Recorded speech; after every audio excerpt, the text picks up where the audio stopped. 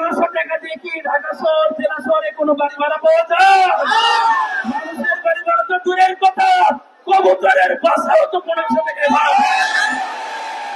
কাজেই শিক্ষকদের এই ন্যায্য 3টি দাবি: বেতনের 20% বাড়ি ভাড়া, 1500 টাকা চিকিৎসা ভাতা এবং কর্মচারীদের 75% উৎসব ভাতা, এটি যদি বাস্তবায়ন করা হয়, আমি তারপরেও বলবো শিক্ষকদের সাথে তো বৈষম্য থেকেই যায়।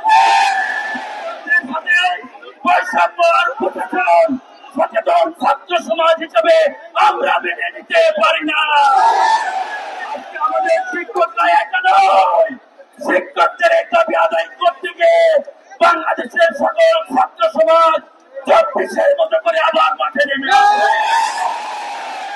কাজেই কর্তৃপক্ষের দৃষ্টি আকর্ষণ করছি, আর কাউকে বন্যা করে ইনিয়ে শিক্ষকদের সাথে ভেলকিবাজি খেলার সময় আমরা দিতে চাই না।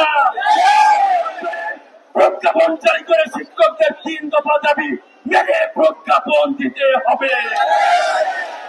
অবিলম্বে শিক্ষকদের এই দাবি আজকের মধ্যে প্রজ্ঞাপন দিতে হবে কর্তৃপক্ষের কাছে।